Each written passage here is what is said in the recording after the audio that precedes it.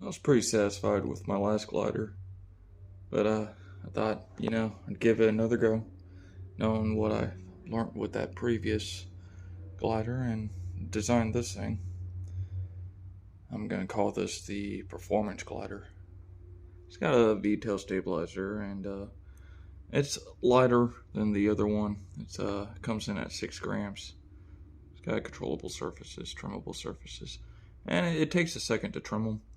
But once you got it just right, this thing soars pretty good.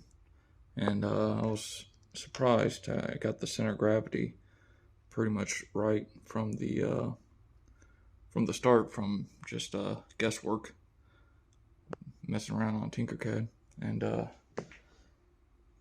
yeah, I'll see if I can get a couple glides for you inside the house. It's a bit windy outside, but I was out there throwing it, and it ended up on the other side of the road.